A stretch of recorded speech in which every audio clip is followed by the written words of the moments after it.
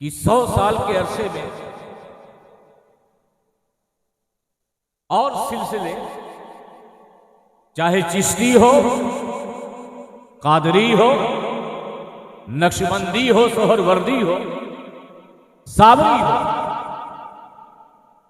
तारीख हो, कोई 700 साल, कोई 800 साल, कोई 900 साल, तब जाकर लोग उसके मुतारफ है, ये कादरी है, ये चिश्ती है, ये निजामी है, ये साबरी है। मगर एक ही सदी गुजरी, वारिसे पाक के विलायत का कमाल देखो कि दुनिया के किसी भी कोने में जाओ, अगर वहां मुसलमान मौजूद है तो वारसी जरूर होगा। इतने कम अर्से, इतना बड़ा फैज जो 100, 200 साल, 300 साल, 400 साल में सिलसिले किसी वली और किसी आस्थाने से निकले, उन वास्तानों में वाहिद हजरत वारिसे पाक आलम पनाह की है। और मैं तो समझता हूं कि ये कलकत्ता सद्दुमिया साहब किबला, देवा की राजधानी लखनऊ है, पूरी यूपी की है। देवा की राजधानी कहां है? यूपी की राजधानी बोलिए ना, लखनऊ है। मगर ऐसा लगता है कि कलकत्ता में जिस तरीके से लोग वारिसे पाक से मोहब्बत करते हैं, ऐसा लगता है कि देवा की राजधानी कलकत्ता हो। पूरे हिंदुस्तान में जश्ने वारिसे पाक आलम पनाह की जो शोहरत कलकत्ता की इस सरजमीन को हासिल है, मेरी मालूमात के मुताबिक हिंदुस्तान में कोई शहर, कोई करिया, कोई इलाका नहीं होगा जिसे पता नहीं होगा कि कलकत्ता में वारसी जिस शानदार तरीके से वारिसे पाक का जश्न मनाते हैं, उसकी नजीर, उसकी मिसाल नहीं मिलती। सही कह रहा हूं? बोलिए। ये तो नसीब नसीब की बात होती है, मुकद्दर मुकद्दर की बात होती है। जिस पे करम हो जाए, ये करम की बात होती है। आप पर वारिसे पाक की निगाह है जो उन्होंने आपको अपना बना लिया है। इतने हल्के से सुभान अल्लाह मत बोलिए। अब इसका मतलब यह है कि मैं हल्के से बोल रहा हूं तो आप भी हल्के से बोले, ऐसा नहीं है।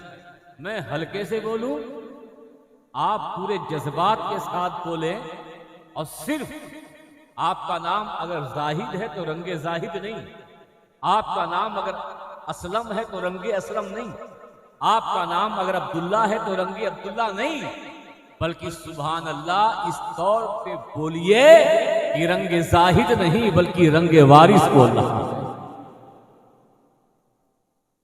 वारसी हो, खामोश हो, मदारी हो, खामोश हो, नियाजी हो, खामोश हो, अशरफी और बरकाती हो, खामोश हो।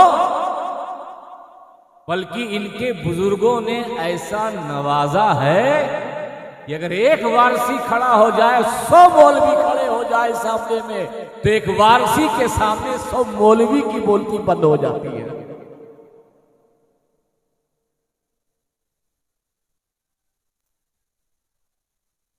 मैं वारिसे पाक की हयात का मुताला कर रहा था। बात मौलवी की तखरीर नहीं की है, इसके बाद जाएंगे। बात निकल पड़ी तो बात चल पड़ी है, तो जिस रुख पे चल पड़ी है उधर ही में चलता हूं। सर सैयद अहमद खान नाम सुना है? सुना है? कहां के हैं? अलीगढ़ के बानी, फाउंडर सर सैयद अहमद खान, मशहूर काफी नेशरी। आप किसी भी मौलाना से पूछ लीजिए, हो जी, सर सैयद अहमद का क्या अकीदा था? अरे वो तो नेचुरली बदबख्त काफिर था। अब वारसी हजरत वारिस पाक आलम पनाह अलीगढ़ पहुंचते हैं। मुरीदों ने खबर दी कि हुजूर सर सैयद अहमद खान आपसे मिलना चाहता है। क्या कोई बात नहीं है, फकीर का दरवाजा सबके लिए खुला है। यहां कुछ और नहीं देखा जाता, बल्कि देखा यह जाता है कि अगर बिगड़ा हुआ है तो उसे सुधार दिया जाता है। दरवाजा खुला, सर सैयद अहमद खान दाखिल हुआ। हजरत वारिस पाक ने पूछा, कौन? क्या पूछा? अरे भूलिए ना, तकरीर मैं करूंगा मगर थोड़ा बहुत धक्का आपको देना पड़ेगा। क्या पूछा? कौन? का हुजूर मैं काफिर। क्या कहा? हुजूर मैं काफिर। का क्या नाम? का दुनिया ने मुझे काफिर कहा है मगर मैं सैयद अहमद खान। कहा बैठो। वो बैठा। जैसे ही वारिस पाक के चेहरे पे उसकी नजर पड़ती है तो आलम ये होता है कि आंखों से पानी की बरसात, आंसू की बरसात लड़ी लग जाती है और वो अपना होशो गुमान गुम कर देता है।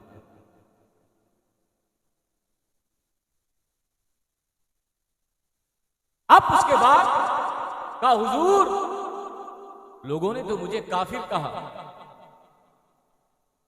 मैं सैयद अहमद का याद रखो, अगर कोई रूहानियत वाला है और फकीर के पास आ गया तो वो काफिर नहीं होता बल्कि वो मोमिन होता है। ये निगाह की बात, आलिमों की निगाह जाहिर पर, मगर एक अल्लाह के वली की निगाह जाहिर पर नहीं होती बल्कि उसकी निगाह बातिन पर हुआ करती है। ये वारिस पाक का करम है, ये उनकी अताएं हैं, ये उनका फैजान है कि आप हमेशा उनकी याद में जश्न वारिस पाक गाहे बगाहे कलकत्ता की सरजमीन पर मनाते आए हैं और इंशाअल्लाह ताला मनाते रहेंगे। आइए मोहब्बत के साथ दुरूद पाक पढ़ लें। अल्लाहुम्मा सल्ली अला सय्यिदिना मुहम्मदिन व अला आलि सय्यिदिना मुहम्मदिन बारिक वसल्लिम सलातु व सलामुन अलैका या रसूलल्लाह या हबीबल्लाह सल्लल्लाहु तआला अलैहि वसल्लम। एक बार और बाबा दे बोल पढ़ लें। अल्लाहुम्मा सल्ली अला सय्यिदिना मुहम्मदिन व अला आलि सय्यिदिना मुहम्मदिन कमा तुहिब्बु व तर्दा बिन सल्ली सलातु व सलामुन अलैका या रसूलल्लाह या हबीबल्लाह सल्लल्लाहु तआला। अच्छा एक बात बताइए, ये वारसी जहां होते हैं, मदारी जहां होते हैं, नियाजी जहां होते हैं, चिश्ती जहां होते हैं, आपने देखा होगा शफी जहां होते हैं, वहां अहले बैत का जिक्र, अली का जिक्र बेपनाह होता है। देखा है कि नहीं? अब मुफ्ती साहब इनको बुलाया ही इसीलिए जाता है कि हमें बंबई के समंदरों का ज्वार और भाटा क्या जिक्र नहीं सुनना है, बल्कि हमें तो अली और उनके लालों का तज़किरा सुनना है, इसलिए बुलाया जाता है। और यकीनन हम और आप जब मौला अली की बात सुनते हैं, मौला अली के खानदान का तज़किरा सुनते हैं, तो जो अली वाले होते हैं उनका आलम ये होता है कि अगर उनके जिस्म में खून की दौरान कम हो गई हो तो जिक्र अली से ये खून जोश मारने लगता है। ये आलम। अब सवाल ये है, ईद मिलाद है, अहले बैत का जश्न वारिस है, अहले बैत का जिक्र, जश्न मखदूम शरफ है अहले बैत का जिक्र, गरीब नवाज का जश्न है अहले बैत का जिक्र, महबूब इलाही का जश्न है अहले बैत का जिक्र, साबिर कलियरी का जश्न है अहले बैत का जिक्र, मदारे पाक का जश्न है अहले बैत का जिक्र। जहां भी किसी अल्लाह वाले का तस्करा, वहां ये देखो अहले बैत का जिक्र करते हैं। ये सवाल होता है कि नहीं? बोलिए। हालांकि आज तक हमने नहीं सवाल किया कि 11वीं होती है कहीं और का जिक्र, 12वीं होती है कहीं और का जिक्र, 28वीं होती है कहीं और का जिक्र, मगर हम अहले बैत का जिक्र करते हैं। अच्छे अच्छे मौलवियों की निगाहें नीचे ऊपर होने लगती। हम अहले बैत का जिक्र हर महफिल में क्यों करते? हम पे ये एतराज गलत है। हमसे ये मत पूछो कि हम अली अली क्यों करते हैं। हमसे ये मत पूछो हम हसन हसन क्यों करते हैं, हुसैन हुसैन क्यों करते हैं। एक बात बताओ, नमाज पढ़ना फर्ज है? बोलो। आकिल बालिग मुसलमान पर नमाज पढ़ना, तभी बोलिए। रमजान के महीने में रोजा रखना फर्ज है। मालिक के निसाब है तो ज़कात देना फर्ज है। और अगर दौलत बंद है तो एक बार हज करने जाना फर्ज। ठीक है। अब अगर कोई नमाज पढ़ने जाए, पूरी तवज्जो, अब अगर कोई नमाज ना पढ़े, तो मौलाना साहब क्या कहेंगे? समझाएंगे कि बाबू नमाज फर्ज है, 5 वक्त फर्ज है, नमाज पढ़ना जरूरी है। नमाज पढ़ोगे तो जन्नत में जाओगे, नमाज नहीं पढ़ोगे तो जहन्नम में जाओगे। नमाज पढ़ना कंपलसरी है, नमाज पढ़ना जरूरी है। रमजान के महीने में अगर कोई रोजा ना रखे तो सवाल क्या करेंगे मौलवी साहब? कहेंगे क्या कि भैया रमजान का महीना है, रोजा रखना फर्ज है, रोजा रखना जरूरी है। रोजा रखिए, रमजान के महीने में रोजा रखेंगे, फर्जियत भी अदा होगी, सवाब भी मिलेगा। नहीं रखेंगे गुनाह मिलेगा, जहन्नम के जाने का रास्ता खुल जाएगा। आप अगर मालदार हैं तो मौलाना साहब तकरीर करेंगे या मालिक के निसाब है, ज़कात देना फर्ज है। आपके पास दौलत है तो वो समझाएंगे कि भाई एक बार हज पे चले जाओ, हज पे जाना फर्ज है। क्या ये उनका समझाना सही है या गलत? बोलिए, सभी बोले सही है। आप नमाज नहीं पढ़ रहे हैं तो सवाल आपको समझाया जा रहा है, आपको बताया जा रहा है, आपको कहा जा रहा है कि नमाज पढ़ना फर्ज है। आप रोजा नहीं रख रहे हैं तो समझाया जा रहा है, आप ज़कात नहीं दे रहे हैं तो समझाया जा रहा है, आप हज करने नहीं जा रहे हैं तो आपको समझाया जा रहा है। क्या कभी ऐसा आपने देखा है कि अगर आप नमाज पढ़ने जाएं तो मौलाना साहब आपको पकड़ कर कहेंगे भैया नमाज पढ़ने क्यों आए? पूछेंगे? बोलिए। आप रमजान में रोजा रखें, अल्लामा साहब आपसे पूछेंगे कि आपने रमजान में रोजा क्यों रखा? पूछेंगे। आप अगर ज़कात निकालते हैं तो क्या कोई मौलवी साहब कहेगा कि आप ज़कात क्यों निकालते हैं? कोई पूछेगा? आप अगर हज पर जा रहे हैं तो क्या कोई मौलाना साहब एयरपोर्ट पे आपके कदम को पकड़ लेगा कि आप हज करने मत जाएं या क्यों जा रहे हैं? नमाज नहीं पढ़ोगे तो मौलवी समझाएगा, और नमाज पढ़ने वालों से टोका नहीं जाता, रोजा रखने वालों से टोका टोकी नहीं होती, ज़कात देने वालों से सवाल नहीं होता, हज पे जाने वालों से सवाल नहीं होता, इसलिए कि नमाज फर्ज है, रोजा रमजान में फर्ज है, ज़कात मालिके निसाब पे फर्ज है, हज एक बार मालिके इस्तात पे फर्ज है। तो इसीलिए मैं कहता हूँ कि जिस तरह नमाज फर्ज, रोजा फर्ज, ज़कात फर्ज, हज फर्ज है, ऐसे ही अहले बैत की मोहब्बत, अहले बैत की मोहब्बत फर्ज है, लवाज़िमे सुन्नत नहीं बल्कि ऐने फर्ज है। तो हम वारसियों से, हम अशरफियों से, हम कादरियों से, हम चिश्तियों से, जैसे तुम ये सवाल नमाज पढ़ने वालों से नहीं करते कि नमाज पढ़ने क्यों आ गए, ऐसे ही अहले बैत का तज़किरा करने वालों से सवाल मत करो। अली अली क्यों करते हैं, हसन हसन क्यों करते हैं, हुसैन हुसैन क्यों करते हैं, गौसे आजम क्यों करते हैं, वारिस वारिस क्यों करते हैं। नारे हैदरी, या वारिस, या वारिस, या वारिस। ये सवाल हमसे मत करो। अहले बैत की मोहब्बत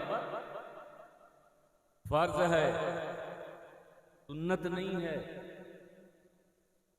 फर्ज़े ऐन है। शाह अब्दुल अजीज मुहद्दिस देलवी ने लिखा कि अहले बैत की मोहब्बत फर्ज़े ऐन है।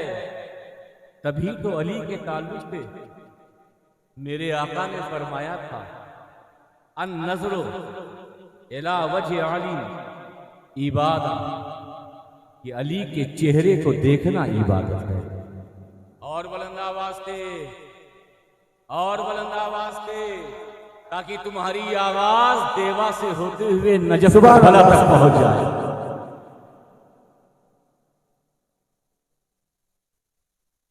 कहा कि अली के चेहरे को देखना क्या है, और बुलंद आवाज से।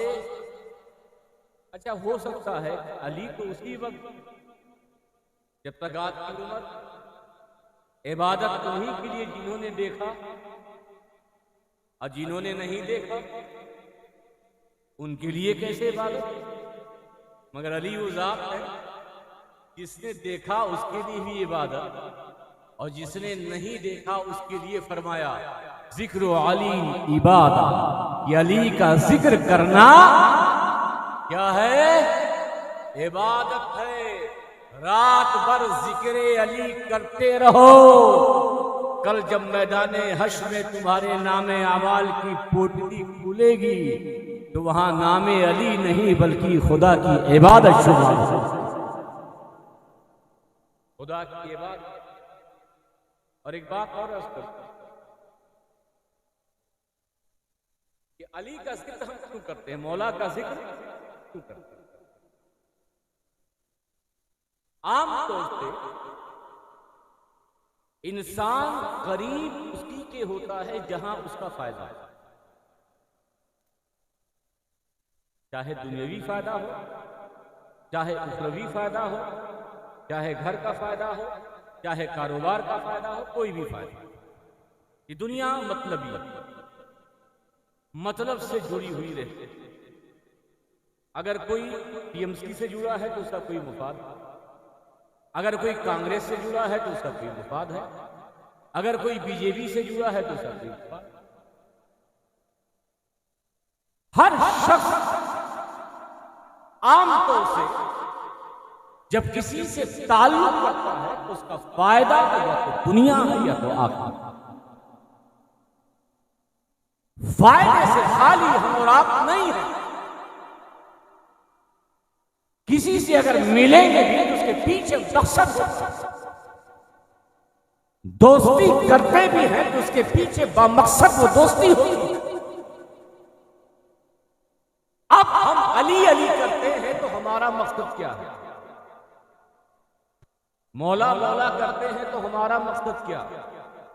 बात यहां आखिरत की नहीं कर रहा हूं, बात यहां जन्नत की नहीं कर रहा हूं, बात यहां मैदान महशर की नहीं कर रहा हूं कि अली हमें जन्नत में ले जाएंगे, अली मैदानी महशर में हमारी बख्शिश कराएंगे, यकीनन कराएंगे, यकीनन जन्नत में ले जाएंगे, यकीनन अली अली करने वालों का बेड़ा पार अली लगाएंगे। लेकिन दुनिया में जो मौला के साथ हैं वो किस फायदे? शायद आपको पता नहीं, दुनियावी एतबार से भी अली हमारे लिए मुनाफा बख्श है। आखिरत तो है ही है, जन्नत तो है ही है, मैदान महशर में शफाअत तो है ही है, मगर ये नामे अली, जाते अली दुनिया में भी तुम्हारे लिए फायदा बख्श है, मुनाफा बख्श है, नफा बख्श है।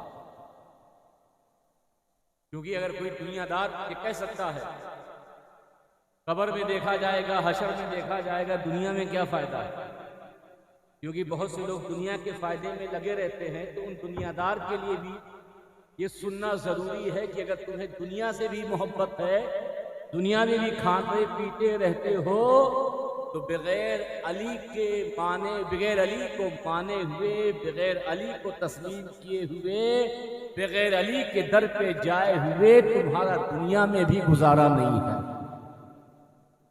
आप कहेंगे कैसे? बुखारी शरीफ के हदीस पाक, वल्लाहु युती व अना कासिम,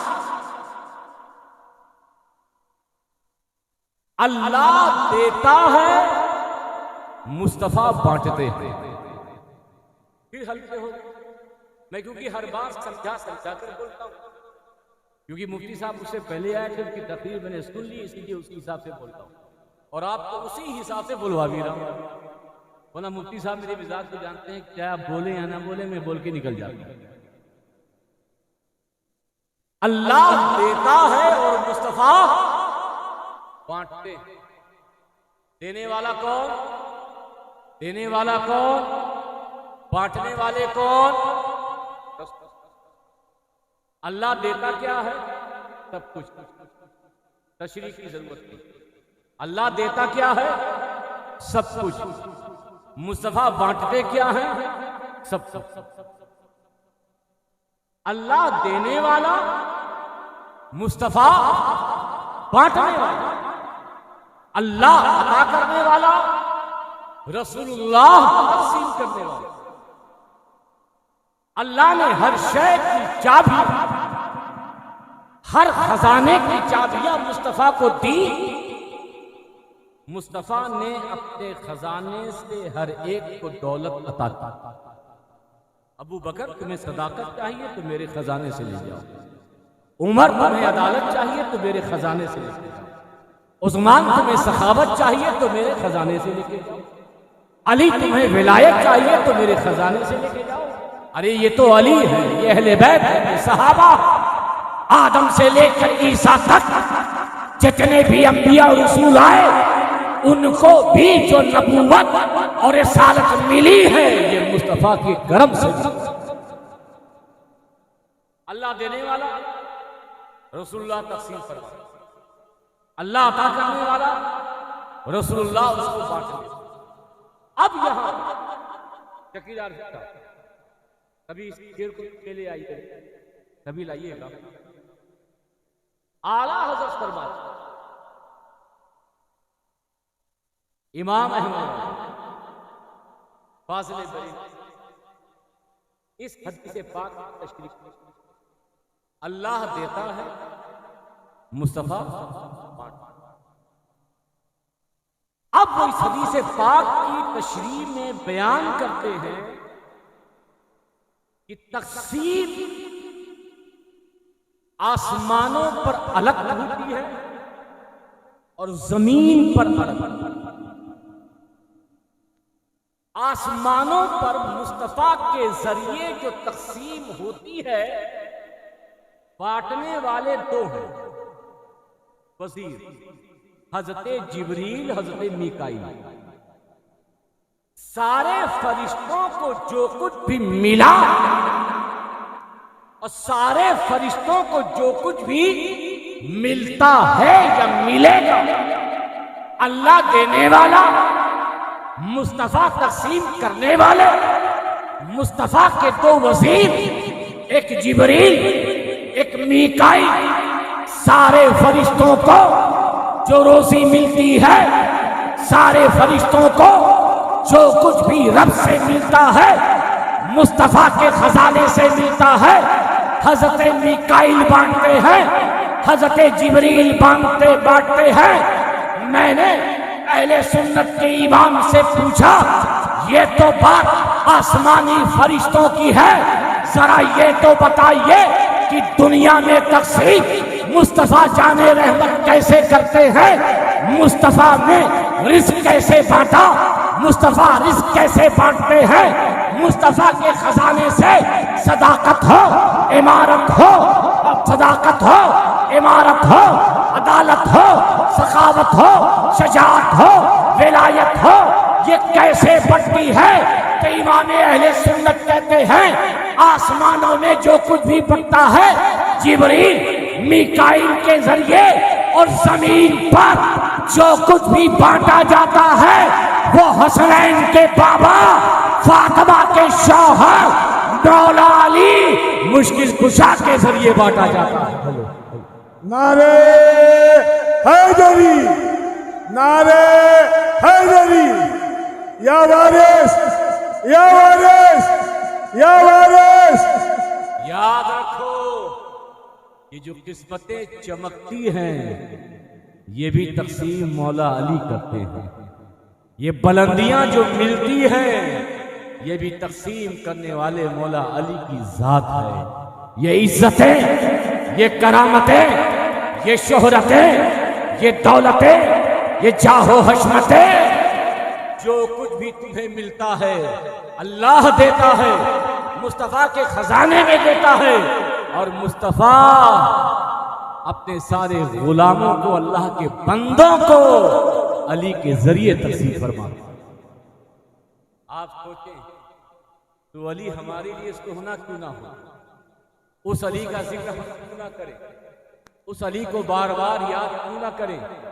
इस अली के जरिए इज्जत मिलती हो, जिस मौला के जरिए शोहरत मिलती हो, जिस मौला के जरिए चाहो हशर मिलता हो, जिस मौला के जरिए दौलत मिलती हो, उस मौला को याद करेंगे हमें दुनिया में सब कुछ मिलेगा, जन्नत भी मिलेगी और आखिरत में भी मिलेगी। इसलिए हम अली को याद करते हैं और मौला अली को याद करना ही चाहिए, उनके खानदान को याद करना ही चाहिए। एक हदीस पाक से अल्लाह के रसूल सल्लल्लाहु अलैहि वसल्लम ने इरशाद फरमाया, अन्नुजूम अमान अहलिस समा। आज लोग बड़े परेशान हैं, कलकत्ता में बड़ी अफरा तफरी है, ये मस्जिद वो मस्जिद, वो मदरसा, ये मौलवी वो मौलवी, ये पीर वो पीर, बड़ी अफरा तफरी। हिंदुस्तान में फितने इत्तेदाद है, बड़े बड़े झमेले हैं, बड़ी बड़ी परेशानियां हैं, सुकून नहीं है, अमान नहीं है, इत्मीनान नहीं है, दिल बेचैन है। अरे नादान बेवकूफ, अगर अमान नहीं है तो मुस्तफा ने तो फरमा दिया है कि अन्नुजूम अमान लिअहलिस समा व अहलु बैती अमान लिअहलिल अर्द, कि जिस तरह ये सितारे अमान है, सितारे अमान है अर्श वालों के लिए, इसी तरह जमीन वालों के लिए मौला अली अमान है, माँ फातिमा अमान है, इमाम हसन अमान है, इमाम हुसैन अमान है, इमाम ज़ैनुल आबिदीन अमान है, इमाम बाकर अमान है, इमाम जाफर सादिक, इमाम मूसा काज़ी, इमाम अली रजा, इमाम तकी, इमाम हसन अस्करी, इमाम हसन अस्करी, हजरत गौसे आजम, गरीब नवाज, महबूब इलाही, साबिर कलियरी, हजरत मखदूम पाक, हजरत मदार पाक, हजरत वारिस पाक, पूरे अहले अर्द के लिए अमान। अब ये अमान गायब क्यों हो गया? क्योंकि हमने अहले बैत के दामन को छोड़ दिया। आज है अहले बैत का, मगर वो ज़बान दिखावे के लिए है। हम भी अहले बैत का जिक्र करते हैं। अब तो बड़ी मुश्किल ये है, इतना मुश्किल तरीन ये दौर है कि जैसे ही अली का नाम लीजिए मौलवी साहब की निगाह फौरन तिरछी हो जाती है। ये शिया तो नहीं है, राफजी तो नहीं है, मगर अफसोस है कि ये मौलवी है और हदीस रसूल न सुना न समझ पाया। उसी अली के ताल्लुक से मुस्तफा फरमाते हो, ए अली तुझसे वही मोहब्बत करेगा जो ईमान वाला। और बुलंद आवाज से बोल दीजिए, और तेरा नाम सुनकर अगर किसी का मुंह बिगड़ जाए, किसी का मुंह बिगड़ जाए। मैंने अभी 3-4 दिन पहले खुदा साहब की तकलीफ, भरूच के हैं खुदा साहब, उनकी तकरीर और तकरीर का रुमान था जश्न मौलाए कायनात। किताब उताब लेकर बैठे और कहा कि मैं मौला अली का मानने वाला हूँ, मौला अली से मोहब्बत करने वाला हूँ। और फिर वो सहाबा और अहले बैत के जो इख्तिलाफी मामलात थे उसको बयान किए और तत्बीक देने की सूरत में फिर आखिर कहने लगे कि मेरे ये समझ में नहीं आता, आज के ज़माने में ये क्यों कहा जाता है कि अली से मोहब्बत करने वाला मोमिन है और अली से बुग़्ज़ करने वाला मुनाफिक। आज क्यों कहा जाता है, आज ये क्यों कहा जाता है कि अली अली करो ताकि तुम्हारे ईमान का पता चल जाए? अरे जब बात ईमान वालों में हो रही है, कोई कह रहे, जब बात अपनों के दरमियान हो रही है, जब बात सुन्नियों के दरमियान हो रही है, तो सब सारे सुन्नी ही हो गए। और सुन्नी तो अली से प्यार करता है, तो जब सुन्नी अली से प्यार करता है तो कहने की जरूरत क्या कि जो अली से मोहब्बत करे ईमान वाला, जो अली से बुग़्ज़ रखे हो मुनाफिक। मैंने कहा मौलाना ये बात तो आपकी सही है, मगर आज का दौर छोड़िए। अबू सईद खुदरी अल्लाह ताला अन्हु किस दौर के थे? आज से 1400 साल पहले के थे। उस वक्त ये सब खुराफातें नहीं थी, मगर ये कहते हैं कि हम महफिलों में जाते थे, हम महफिलों में जाते थे और उनके ईमान का पता लगाते थे। और ईमान के पता लगाने का जो थर्मामीटर था, क्या था? थर्मामीटर। वो थर्मामीटर कोई और जात नहीं थी बल्कि हैदर का थर्मामीटर लेके जाते थे। जब हम जिक्रे हैदर करते तो अगर किसी का पारा चढ़ जाए या पारा उतर जाए तो हम समझ लेते कि ये बुखार का मर्ज वाला है, और अगर किसी का चेहरा खिल जाए तो हम फौरन समझ लेते कि अपना है और ईमान वाला। तो जब 1400 साल पहले सहाबे किराम का ये तरीका था कि अपनों में भी अली के जरिए हरारत ईमान का पता लगाते थे, अब तो ईमान का पता भी नहीं है।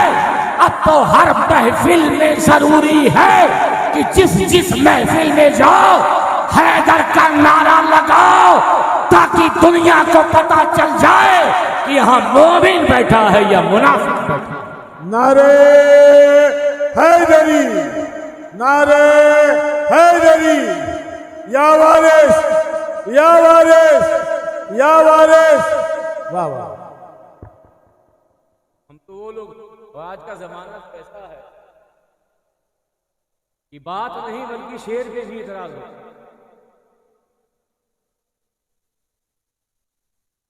थोड़ा संभल के पढ़िएगा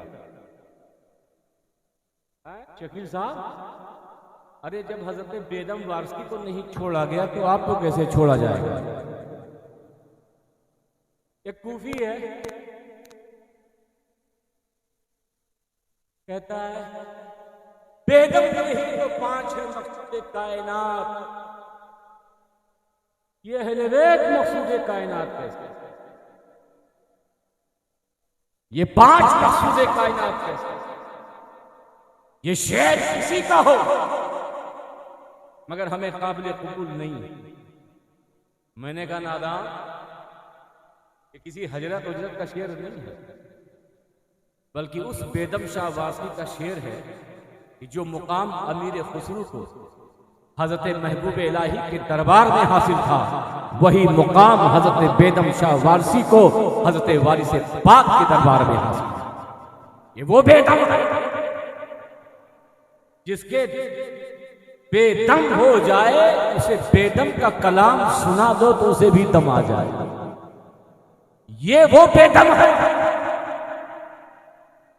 कि अगर किसी की तरीकत, किसी की रूहानियत परवान न चढ़े तो मेरा विजदान कहता है बेदम के तसव्वुफ के अशार सुना दो। औरत उसका इश्क अपने माशूक से जाके टकराए। कोई कव्वाली आज के दौर में सिमा मुकम्मल ही नहीं होती जब तक बेदम का कलाम न सुनाया जाए। हालांकि चिश्तियों की खुराक है, मगर वाह वारिस पाक का फैजान, कि आज आपका फैजान बेदम शाह वारसी की शक्ल में हर सिमा की महफिल में नजर आ रहा है। आप चाहिए वारसी हो या ना हो, हमारे वहां खानका में कव्वाल होता, अरे जरा वो बेदम का कलाम सुना दीजिए, कलियर में जरा बेदम का कलाम सुना दीजिए। अच्छा, बहुत से लोगों को फारसी नहीं आती, तो फारसी वाला जरूर, मगर बेदम का। तो बताओ, अगर बेदम की बात कही हो कि बेदम यही तो 5 है मकसद कायनात, खैरुन निसा हुसैन हसन मुस्तफा अली, ये बात गलत होगी? बोलो, तुम्हारा इश्क क्या कहता है, तुम्हारी मोहब्बत क्या कहती है, तुम्हारी निस्बतें क्या कहती है? मैं इसको समझाता हूं। आपकी तवज्जो है जी मुफ्ती साहब, हुजूर सल्लल्लाहु अलैहि वसल्लम सजदे, वो वाकया बुखारी तमाम, इमाम हसन के साथ इमाम हुसैन, आप सजदे और हजरत इमाम हुसैन पुष्ट पर, मेरे आका कहीं हुसैन गिरना, सजदे को दराज कर दिया, लंबा कर दिया। ये हदीस पाक सुनी है आप लोगों ने ना? बोलिए। अब थोड़ा सा टेक्निकल, जैसे मौलाना शफीक साहब, मुफ्ती शफीक साहब नहीं यहां आए, तो हमारे मौलाना आरिफ साहब उनका इंतजार कर रहे थे कि जल्दी से आए और जलसा शुरू और तकरीर हो।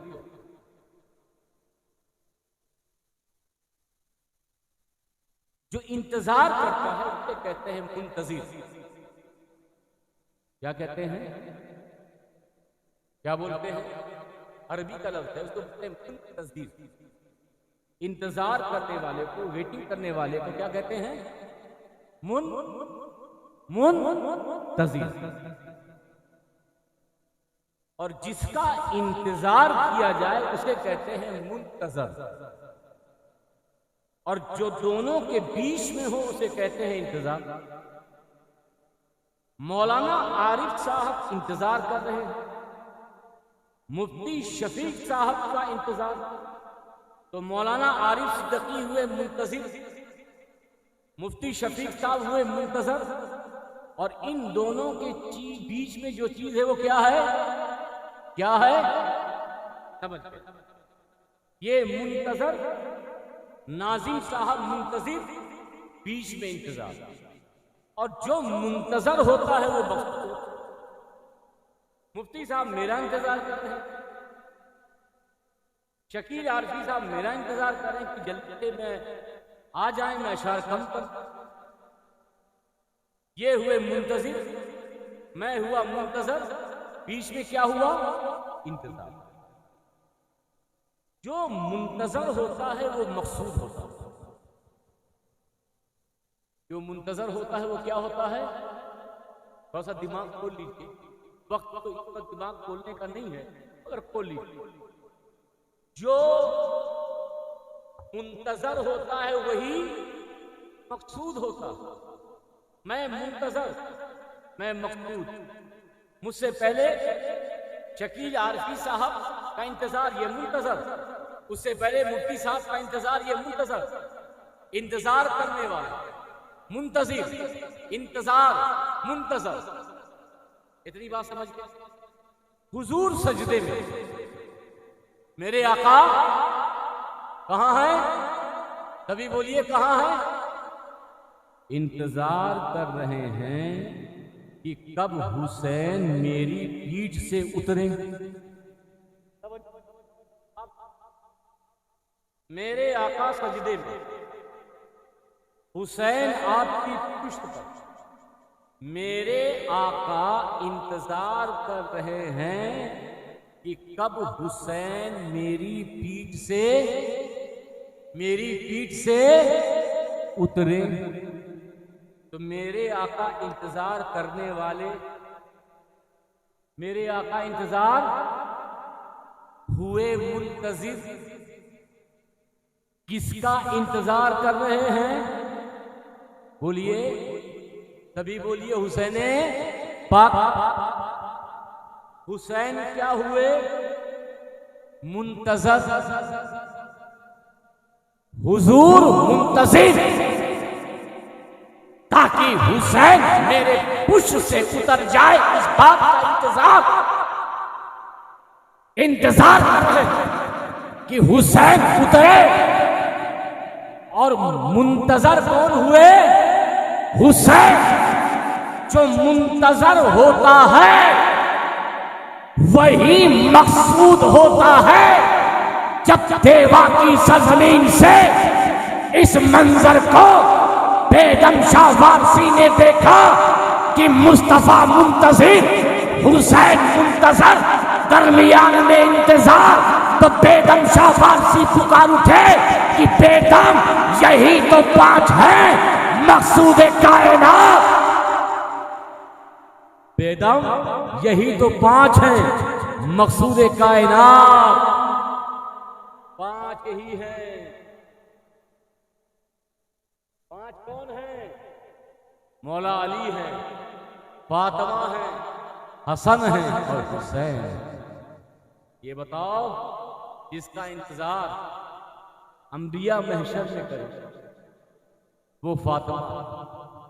जिस चादर में 4 तन हो वो अहले बैत है। तभी तो इस 5 तन के ताल्लुक से मेरे बेदम शाहवासी, हमारे बेदम शाहवासी पुकार उठे, बेदम यही तो 5 है मकसूद कायनात, खैरुन निसा, हुसैन और हसन मुस्तफा। आज हर मस्जिद पे जाएंगे आपको इतराज करेंगे। मैं लाइव प्रोग्राम रमजान में करता हूं तो किसी साहब ने पूछा ये वारिस का स्टोक हो गया है क्या? एक साहब ने सवाल किया कि वारिस की सिलसिला सोख हो गया है क्या? तो मैंने कहा ये कोई नदी है, कोई तालाब है? अरे औलिया इकराम के फैजान तो महासागर हैं। क्या हैं? महासागर हैं। नदी, नाला और तालाब ये सूखता है मगर वलियों का फैजान कभी नहीं सूखता। अगर सूखी कोई चीज है वो तेरी अक्ल सूख गई है, तेरा दिमाग सूख गया है। अपने दिमाग पर वारिस पाक के फैज की तरावट दे ताकि तेरे दिमाग का भी इलाज हो सके। आज हर बात के सबसे पक्के सच्चे मोमिन बस वही एक जमात है। बाकी जमात तो गुमराह है, राबती है, बाकी जमात तो हाजी है, नासबी है, बाकी जमात तो शिया हो गई। क्या हो गई है? शिया। और यकीन मान, ये दौर तो ऐसा है कि आप जैसे ही मौला अली का नाम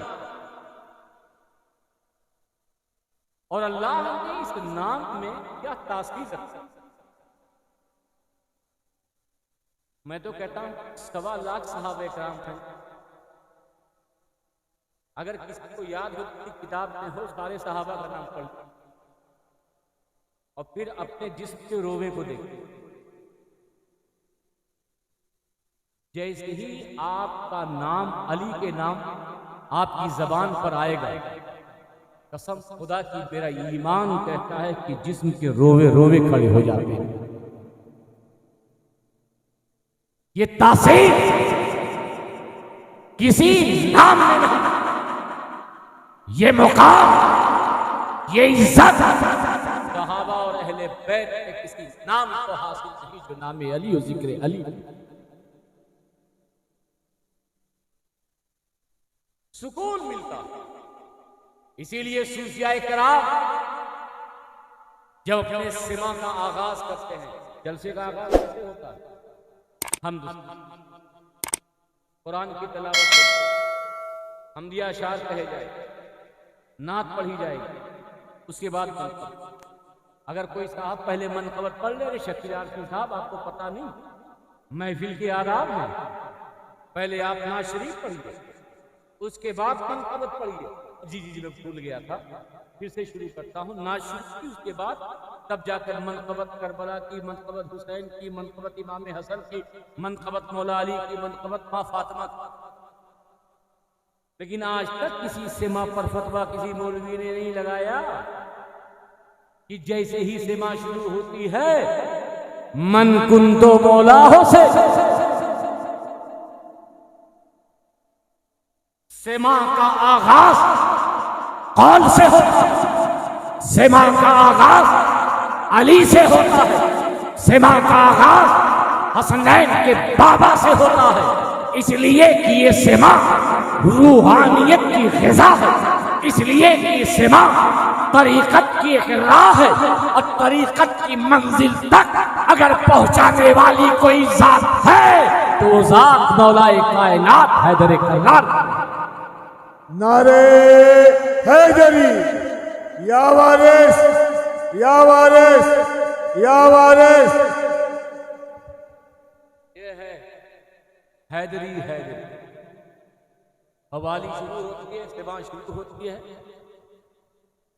तो मौला अली के कौल से, और यकीनन जो फारसी कलाम या हवाली सही मानों में सुनते हो और पढ़ने वाला भी सही कौल पढ़े तो दिल की दुनिया की अजीब कैफियत हो जाती है, जिस पता नहीं कहां पहुंच जाता है, और दिल में जितने तार हैं वो ताना नाना से सारे तार छिड़ जाते हैं और मौला के कुर्ब में पहुंच जाता है।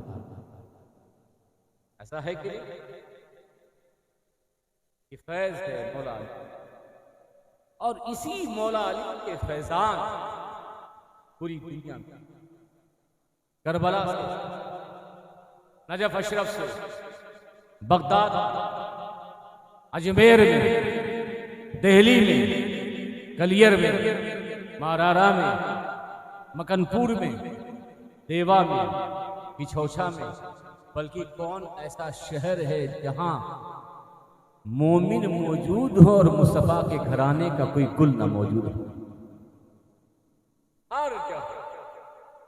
हर इलाके में मुस्तफा जाने रहमत के गुलों की खुशबुएं आप पाएंगे, और इन्हीं की खुशबुओं से ये पूरा कलकत्ता, ये पूरी दुनिया आज भी मुअत्तर हो रही है और सुबह क़यामत तक मुअत्तर होती रहेगी। तो मैं ये अर्ज़ कर रहा था कि मौलाए कुछ मौलवियों के नजदीक राबसियत। अच्छा एक बात बताइए, इमाम शाफी पर भी राबसियत का फतवा लगा था, सुना ही क्या? हाँ नहीं तो बोलो, तो शफीक साहब पता चुके होंगे इमाम शाफी पर क्या फतवा लगा था, किस चीज का फतवा लगा? राबसियत। किस चीज का? तभी बोलो राबसियत। क्या वो ताजिया निकालते थे? भाई राबसियत का फतवा क्यों लगता? ताजिया निकालने वाले थे, अलम निकालते थे, काला कपड़ा पहनते थे, बार बार करबला जाते थे, नजफ जाते थे। राबसियत का फतवा क्यों लगता? कभी ये सोचा, अरे भाई हम पे लगता है तो समझ में आता है कि कभी जुलूस की वजह से, कभी ताज़िये की वजह से, कभी अलम की वजह से, अली अली करने की वजह से राफ़ज़ी शिया कह दिया जाता है। इमाम शाफी पर फतवा क्यों लगा? क्या वो ताज़ियादारी करते थे? क्या मुहर्रम में सीना पीटते थे? क्या करते थे? मगर फिर भी राफ़ज़ियत का फतवा इमाम शाफी पे लगा। हज़रत इमाम अहमद इब्न हंबल ने इस वाक़े को नक़ल कि मैं बैठा था, यहिया इब्न मईन बड़े मुहद्दिस थे, अस्मा और रिजाल में उनका एक बड़ा मकाम है, हज़रत यहिया इब्न मईन। तो बात निकल पड़ी इमाम शाफी,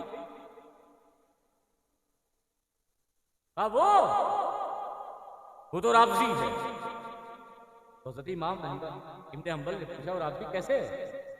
कहा उस सिफ़ीन में अली के साथ, सिफ़ीन में।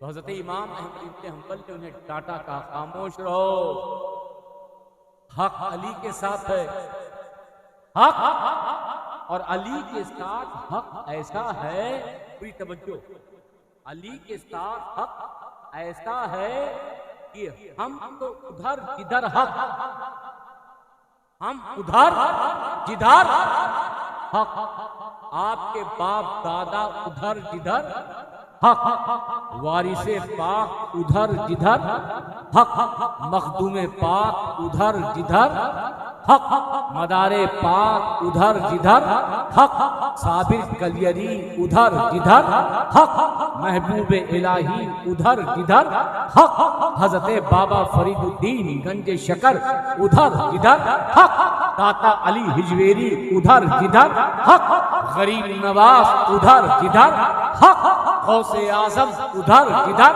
हक, ये ताबईन उधर जिधर हक, ये सहाबा उधर जिधर जिधर हक। मगर कुर्बान जाओ मौलाए कायनात की अजमत पर कि दुनिया उधर जिधर हक, मगर मेरा मौला वो है कि अली अगर बदर में तो हक बदर में, अली अहद अहद में तो हक अहद में, अली जलवत में तो हक जलवत में, अली खलवत में तो हक खलवत में, अली अपनों में तो हक अपनों में, अली परायों में तो हक परायों में, अली जहां जहां हक उधर उधर। अली पर किसी को कयास मत करो, क्योंकि मेरा मौला वो है जिधर जिधर मेरे मौला है उधर उधर हक, क्योंकि मुस्तफा का ये फरमान है, अल्लाह तू हक को उधर फेर दे जिधर अली। हजरत इमाम शाफी को राफ़ज़ी कहा, इमाम शाफी झुलमुल मौलवी थोड़ी लगा, मेरी रोजी रोटी उनसे थोड़ी चलती, हम तो अली का नाम, अली के नाम का खाते हैं, अली के नाम का पीते हैं, इसलिए नारा अली का लगाते हैं। लौकाना रिफ्जन हुब्बु आले मोहम्मद फलयशरिफ सकलान अन्नीराब। अगर अहले बैत की मोहब्बत का नाम, अगर नबी के घर वालों से मोहब्बत का नाम राफ़ज़ियत है, तो जिन्नो इंसान गवाह हो जाएं ये शाफ़ई खराब। और हमारे खानदान के किसी आदत पर बड़ा अजीब गरीब के हम खुदा के शेर के मफ़हूम को ज़हन में उतार दो तो इधर उधर बहकोगे। लेकिन साहब अजीब बात, दुनिया तलाश करती है, सबकी कोशिश करती है जन्नत के लिए, मगर मुहद्दिस आज़मीन का इश्क देखो। कहते हैं कि बगैर आले मोहब्बत गर खुल्द याबम, बगैर आले मोहम्मद गर खुल्द याबम, अगर आले मोहम्मद के बगैर मुझे जन्नत में दारोगे रिज़वान ले जाए फवा वैला, तो मैं चिल्लाऊंगा, समझे कि नहीं। अगर आले रसूल के बगैर, नबी की आल के बगैर मुझे जन्नत में लेके जाया जाए तो सैयद मोहम्मद पिशुश्ती कहता है कि मैं जन्नत के दरवाजे पे खड़ा हो जाऊंगा और चिल्लाऊंगा कि मुझे वो जन्नत नहीं चाहिए जिसमें साथ में आले मोहम्मद का दामन ना हो। बोल दो सुभान अल्लाह। आगे क्या कहते हैं, जज़ाए हुब्बे ईशा नार गरबाशत फवा शौफा, और अगर इनकी मोहब्बत में जहन्नम में भी जाना पड़े, कहाँ जाना पड़े, अगर इनकी मोहब्बत में जहन्नम में भी जाना पड़े तो सैयद मोहम्मद पिशुश्ती शौक से इनकी मोहब्बत की खातिर जहन्नम में चला जाएगा। ये है इश्क़ अहले बैत, ये है इश्क़ वारिस, ये है इश्क़ औलिया। मान लिया तो मान लिया, तुम्हारा पीर जिधर। अरे हमें यकीन है कि हमारा पीर जन्नत में जाएगा, लेकिन अगर कोई बहकाए तो दलील मत दो। बोलो अगर जहन्नम में भी जाना पड़े तो मैं शौक से ऐसी जहन्नम को बर्दाश्त कर लूंगा जो जहन्नम मुझे पीर की मोहब्बत देता हो। समझ गए कि मौला अली का जिक्र करो, उनके शहजादों का जिक्र करो। वारिस वारिस कहते थे, हम लावारिस नहीं, हम लावारिस, हम लावारिस, हम वारिस हैं। और ऐसे वारिस हैं कि हिंदुस्तान का हर गुंबद हमारा वारिस है, अजमेर भी हमारा वारिस, कलियर भी हमारा वारिस, दिल्ली भी हमारा वारिस, ये मकनपुर भी हमारा वारिस, किछौछा भी हमारा वारिस, ये कलकत्ता के सारे गुंबद हमारे वारिस, क्योंकि हमें निस्बत है वारिस पाक से। अस्सलाम।